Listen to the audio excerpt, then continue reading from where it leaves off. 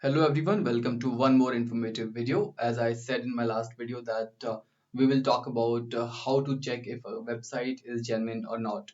The same is true in case of a company. For example, you want to get some work done or you are hiring some company to do some work. You must know whether the company is fake or real. And in the process, we'll be using some of the tools that are important to search. And for this video, I have taken one of my favorite companies, Tata Motors, as base because I know this is a real company, this is a genuine company. So it would be easy for me to find out and compare everything with the real data. So we'll be using the website tata.com and doing our research. And if you apply all these principles to other companies and to search about the company that you are dealing with, you should be able to find out if the company is genuine or fake. Here we're using six specific tools that you can use, and we'll go one by one. Starting from the very first tool that the website itself. So first of all, let's check if the company has a genuine website or not. So I'll just copy the URL and open our first tool in the list, which is whois.com. Searching whois data gives us information about when the domain was registered and some other information like server details and the registrar details. So we'll have a fair understanding. So I've just copied this tata.com and click the search button. It will take few seconds and we'll now on the page which says tata.com. This is the domain that we searched and it is registered with this registrar, Network Solutions LLC, and the domain was created in the year 1996. So it is a pretty old domain name. Any old domain gives us a feeling that the company is old enough to trust. So that is the first criteria. So is the company experienced or not? So in this specific case, the company is experienced enough to trust. So we have an old company here. And now moving on to the next tool or the next thing that we have to check is the reviews. Because if a company is old and it has an existing base, definitely some customers would leave reviews in Google search. So just type in the company name and reviews, and we'll have information about some of the details. For example, in case of like this is a since this is an automobile company, so there will be reviews about their cars and other information, but this is sufficient for us. For example, a company is dealing into web development services, then we should have reviews from their customer. So it is just a base, so we can check these reviews, and in these reviews itself we'll have information about whether the customers like the company, they dislike the company, or they will also share the problems that they faced in the recent past. So we'll have fair understanding of what the problem was and how good the company is with their customers. So that was the second tool. And now moving on to the next tool or an option that we can check is the physical address. Yes, physical address is still important irrespective of the corona period going on. Many companies, many old companies, they have physical addresses and their office is open.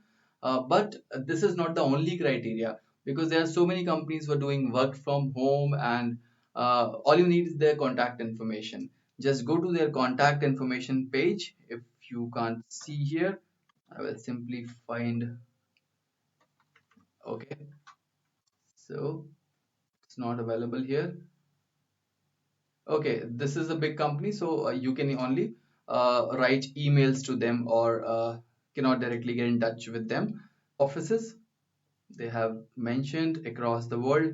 So not exactly this, but you'll have similar kind of information. Some companies may or may not have the physical location, but yes, they will have an email, and that email should be registered on their own domain instead of gmail.com. I'm not against Gmail at all, but uh, many companies who really want to stay in business for longer, they use their business domains. For example, contact at the rate domainname.com should be the address.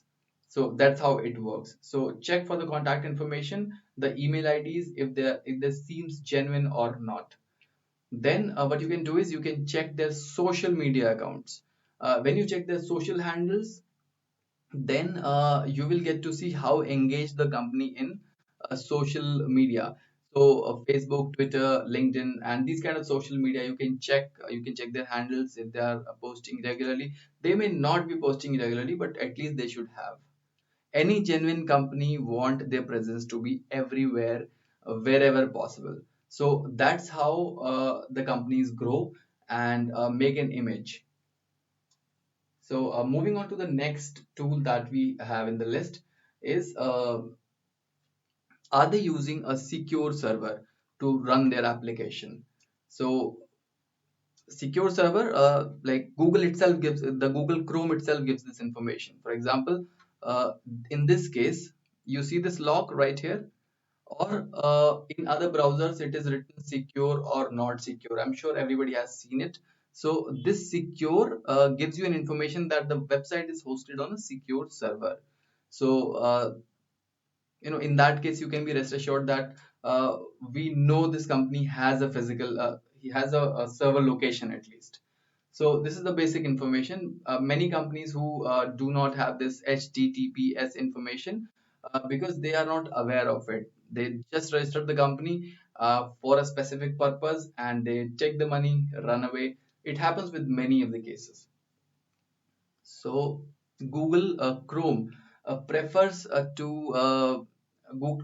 So Google Chrome recommends that every company should have, or any website that is running since.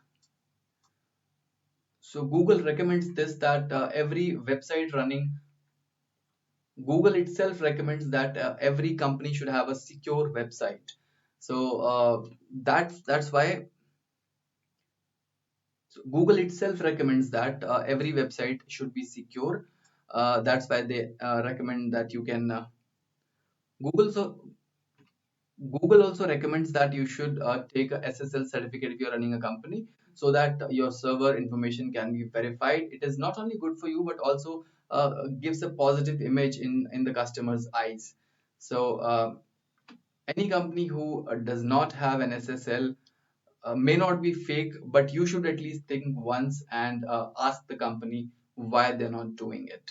So that was about it. And one more thing that we have left, we can also have a fair information about the company from the domain name itself. For example, in this case, it is Tata.com. The company name itself is Tata Motors.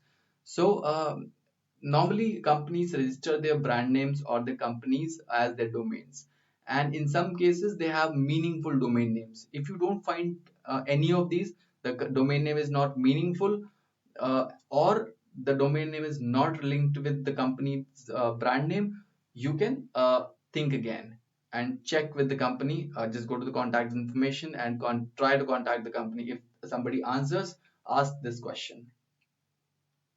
Then the last thing that I would recommend, just go through the content.